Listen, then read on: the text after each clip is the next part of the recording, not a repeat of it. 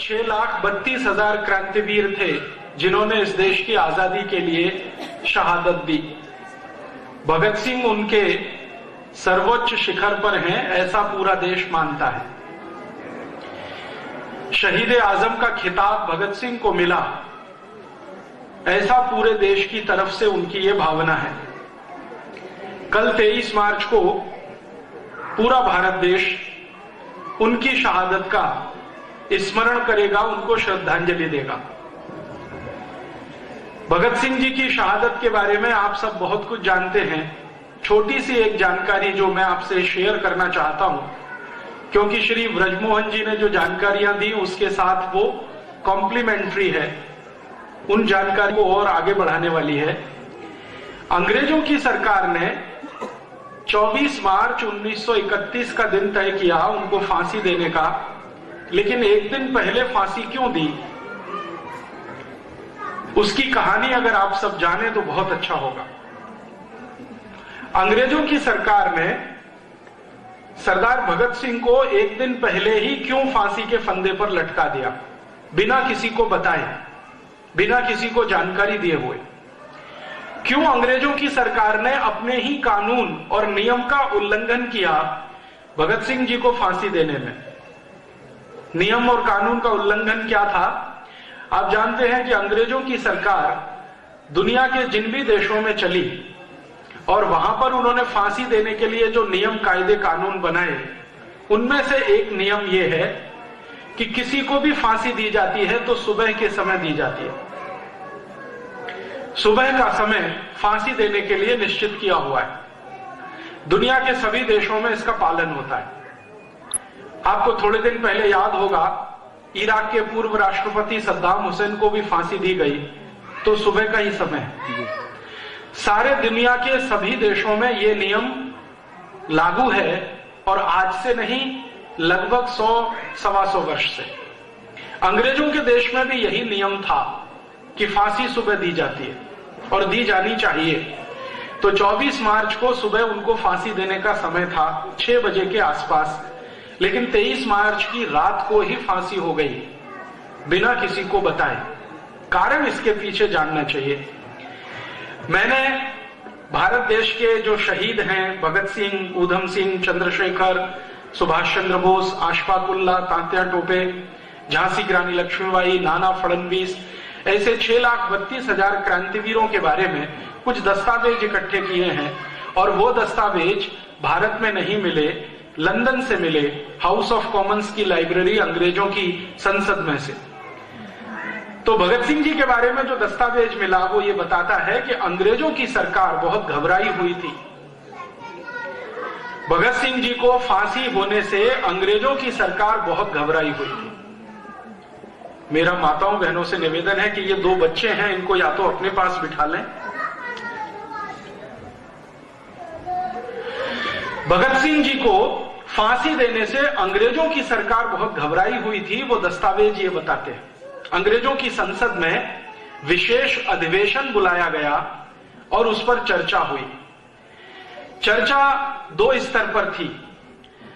एक तो यह था कि क्या भगत सिंह की फांसी को माफी दी जा सकती है। अंग्रेजों की संसद के अंदर कुछ सांसद थे जो ये बात कह रहे थे। उनका कहना क्या था? उनका कहना यह था कि अगर भगत सिंह जी को फांसी हो गई तो भारत में बगावत हो जाएगी और हिंदुस्तान में एक नहीं, ऐसे हजारों भगत सिंह आ जाएंगे। अंग्रेजों की सरकार को उन सबको दबाना बहुत मुश्किल हो जाएगा। हम हिंदुस्तान में राज नहीं कर पाएंगे। हो सकता है कि हमको 1-2 महीने के अंदर ही भारत छोड़ना पड़ जाए, ऐसा उनको लगता था। कारण उसका क्या था? अंग्रेजों की सरकार के लिए जासूसी करने वाली एक संस्था जो उन्होंने भारत में बनाई थी, जो आज भी चलती है, जिसको आप बोलते हैं LIU, लोकल इंटेलिजेंस यूनिट, ये अंग्रेजों की बनाई गई संस्था है। तो LIU की रिपोर्ट जा रही थी यहां से नियमित रूप से।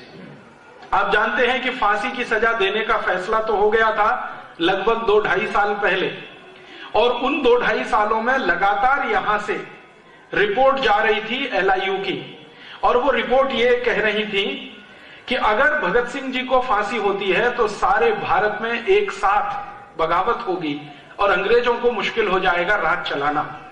तो अंग्रेजों की संसद में इस बात का बहुत डर था। उसी समय संयोग से 1930 और 31 में महात्मा गांधी लंदन गए हुए थे अंग्रेजों की सरकार से वार्ता करने के लिए। अंग्रेजों का उस समय का जो सबसे बड़ा नेता था, व्यक्ति था, लीडर था, वो इरविन था। इरविन के साथ गांधी जी की बात जब चल रही थी तो इरविन ने गांधी जी को कहा कि आप अगर चाहें तो हम भगत सिंह की सजा को माफ कर सकते हैं। गांधी जी ने कहा बिना शर्त? तो उन्होंने कहा नहीं, बिना शर्त तो नहीं, शर्त है उसकी। शर्त क्या है? तो गांधी जी के सामने इरविन ने कहा कि देखिए, हमारी एक ही शर्त है कि आप भगत सिंह जी को निवेदन करें, अपील करें कि वो एक माफीनामा लिखें। Sorry, I am very sorry, मैंने अंग्रेजों के खिलाफ बगावत की है, मुझे इसका बहुत अफसोस है, दुख है, मैं आगे ऐसा कभी नहीं करूंगा। इस तरह का एक माफीनामा लिखें और भगत सिंह जी के हस्ताक्षर उस पर हों और मेरे सामने आप उसे प्रस्तुत करें। ये इरविन कह रहा है गांधी जी से। तो मैं अपनी संसद को कहूंगा कि वो एक स्वर से भगत सिंह की सजा को माफ करे। गांधी जी ने कहा कि मैं ऐसी कोई भी शर्त मान नहीं सकता जिसके बारे में भगत सिंह जी का कंसेंट मेरे पास ना हो। तो इरविन ने कहा कि आप भगत सिंह जी का कंसेंट ले लीजिए, समय आपके पास है, 1 साल का वक्त है। तो गांधी जी ने कहा कि मैं अभी तुरंत थोड़ी 2-4 दिन की आपसे मोहलत चाहता हूं, मैं एक टेलीग्राम करूंगा, मेरे एक मित्र को टेलीग्राम करूंगा, वो लाहौर सेंट्रल जेल में भगत सिंह जी को मिलेगा और आपने जो कहा है मैं वो भगत सिंह जी तक पहुंचाने की कोशिश करूंगा। अगर बात बनती है तो हम इस पर आगे जाएंगे। गांधी जी ने एक टेलीग्राम किया। भारत देश के एक अच्छे व्यक्ति, महत्वपूर्ण व्यक्ति, उनका नाम था तेज बहादुर सप्रू। इलाहाबाद हाई कोर्ट में बहुत ऊंचे वकील माने जाते थे, कश्मीरी थे।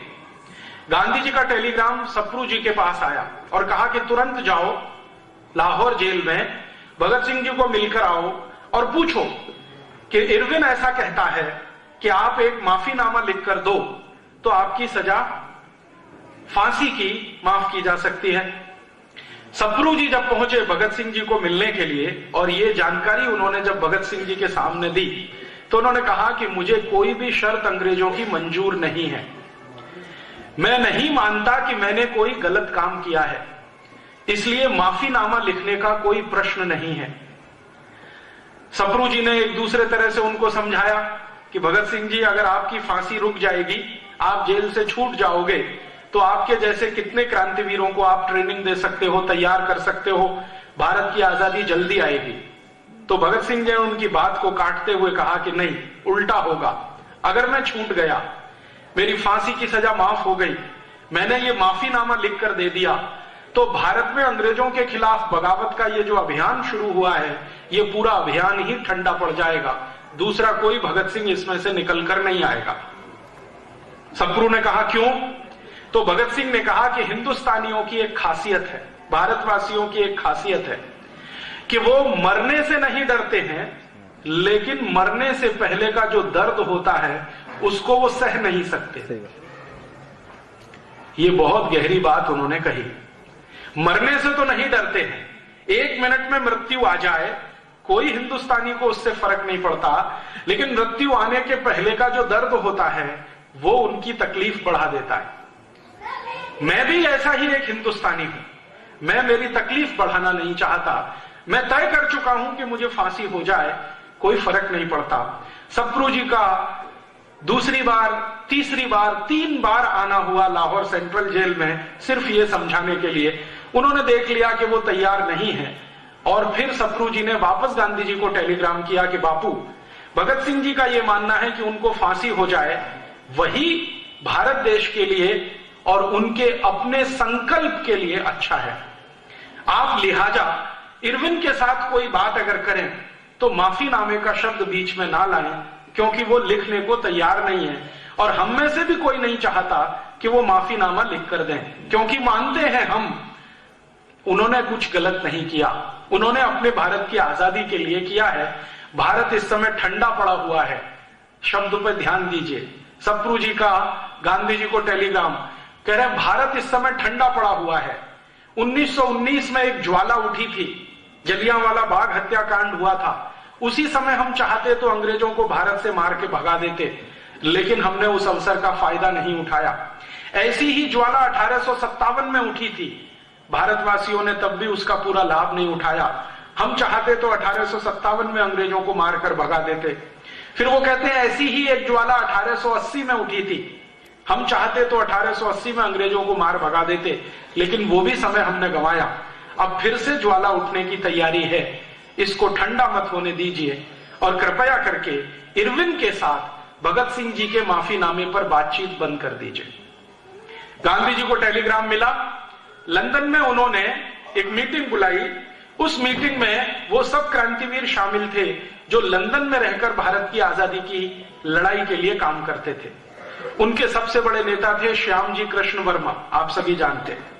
उन्होंने एक बहुत बड़ा भवन बना के दिया लंदन में, जहां पर क्रांतिवीर जाते थे, इकट्ठे होते थे, ट्रेनिंग चलती थी, वैचारिक मंथन होता था, सोने ठहरने रहने का इंतजाम होता था। उसका नाम उन्होंने बहुत सुंदर रखा था, India house. India house Shyamji Krishna Verma ने अपने खुद के कमाए गए पैसे से बनाया था। इसी श्यामजी कृष्ण वर्मा के इंडिया हाउस में भगत सिंह जी के बारे में आखिरी मीटिंग हुई, जिसमें वो खुद मौजूद थे और उनके जैसे कई और क्रांतिकारी मौजूद थे। सबसे पूछा गया कि इरविन का प्रपोजल है, क्या करना है? तो उन्होंने कहा कि इरविन बहुत चालाक आदमी है और अंग्रेजों की सरकार बहुत खतरनाक है। भगत सिंह को माफीनामा वो देना चाहते हैं लिखवाकर, अपनी सुरक्षा के लिए, भारत की आजादी के लिए नहीं, क्योंकि अंग्रेजों को डर है कि अगर भगत सिंह को फांसी हुई तो बगावत इतनी बड़ी है, व्यवस्था उलट जाएगी। सेना में बगावत हो सकती है, आर्मी में बगावत हो सकती है, एयरफोर्स में बगावत हो सकती है, नेवी में बगावत हो सकती है, पुलिस में बगावत हो सकती है, क्योंकि आप जानते हैं कि भगत सिंह का मुकदमा जितने दिन इस देश में चला, उतना ही उनकी लोकप्रियता बढ़ती चली गई। और भगत सिंह जी की लोकप्रियता भारत नहीं, भारत के बाहर जो रहने वाले भारतवासी थे वहां तक पहुंच गई। तो उस लोकप्रियता से अंग्रेज डरते थे, इसलिए उन्होंने संसद में एक विशेष बैठक बुलाई और उसमें उन्होंने फैसला किया कि अगर भगत सिंह जी को फांसी हुई तो उनके जो परिवार के लोग हैं, उनके जो मित्र हैं, रिश्तेदार हैं, वो उनका शरीर मांगेंगे, मृत शरीर मांगेंगे और उस मृत शरीर को जुलूस की तरह से वो एक प्रोसेशन के रूप में निकालेंगे, सम्मान सहित उनका अंतिम संस्कार करेंगे। और ऐसी भावना भड़केगी अंग्रेजों के खिलाफ कि शायद पंजाब से हमें भागना पड़ जाए, हो सकता है कि एक बहुत बड़ा भारत हमें खाली करना पड़ जाए। तो अंग्रेजों की संसद में जब ये सब तरफ से बहस हो गई, एलआईयू की रिपोर्ट भी आ गई और एलआईयू की आखिरी रिपोर्ट थी कि अगर भगत सिंह जी को फांसी होती है और उनका अंतिम संस्कार सम्मान के साथ नागरिकों को करने का मौका मिलता है, समय मिलता है, तो ये तय है कि पूरा पंजाब जलेगा और अंग्रेज सरकार बचा नहीं पाएगी अपने आप को, क्योंकि अंग्रेज सरकार के नीचे काम करने वाले जो हिंदुस्तानी हैं, उन्होंने संकल्प ले रखा है कि वो बगावत शुरू करेंगे। एक एलआईयू ऑफिसर ने तो यहां तक लिख दिया कि 1857 में भारतवासियों से एक गलती हो गई थी, वो हमारे लिए बड़ी अच्छी हुई और भारतवासियों को भारी पड़ी। वो गलती क्या थी आप जानते हैं?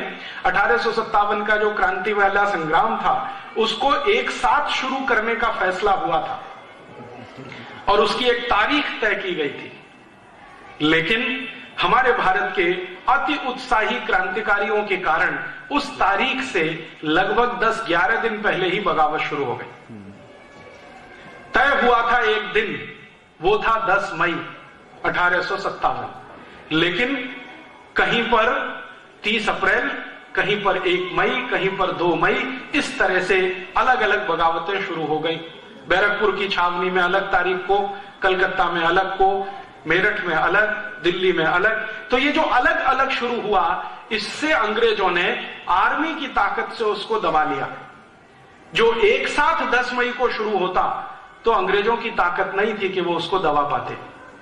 तो एलआईयू के एक ऑफिसर ने लिखा ब्रिटिश पार्लियामेंट को कि जो गलती हो गई हिंदुस्तान के लोगों से 10 मई 1857 को, वो गलती अब वो ठीक करना चाहते हैं। भगत सिंह की फांसी का दिन तय किया हुआ है, उसी दिन सारे देश में एक साथ बगावत होगी अंग्रेजों के खिलाफ। तो आप कुछ ऐसा करिए कि ये बगावत ना होने पाए। तब अंग्रेजों की पार्लियामेंट में प्रस्ताव पारित करके भारत में अंग्रेजों के अधिकारियों को बोल दिया गया कि किसी भी तरीके से पता न चले लोगों को, ऐसे करके फांसी दे दीजिए। तो यहां जेल के अधिकारियों ने लाहौर के सुपरिंटेंडेंट से कहा कि इसका एक ही विकल्प है कि हम एक दिन पहले रात में ही भगत सिंह को फांसी पर लटका दें। फिर सुपरिंटेंडेंट ने पूछा फिर उसने कहा कि फांसी पर लटकाने के 2-3 मिनट में मृत्यु हो जाएगी, हम उनके शव को लेके जाएंगे और जेल के बाहर कहीं भी कोई स्थान पर आग लगा के जला देंगे, रात भर में शव जल जाएगा, सुबह तक लोग जब आएंगे फांसी के समय पर तब तक उनको राख मिलेगी।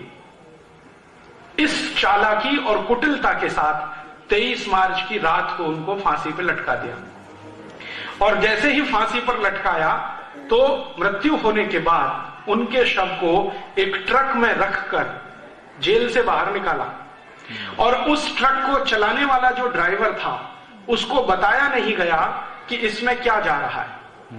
उसको यह कहा गया कि तुमको ये ट्रक लेके जाना है, पीछे ट्रक में कुछ लोग बैठे हैं, उनसे बात नहीं करनी है, वो कुछ काम करेंगे, आपको उनके साथ कुछ सहयोग करना है, संवाद नहीं करना है।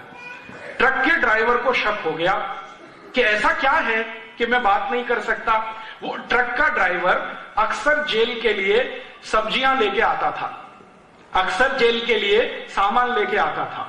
उसके मन में शक पैदा हो गया और उसने किसी तरह से यह जानने की कोशिश की कि आखिर मामला क्या है।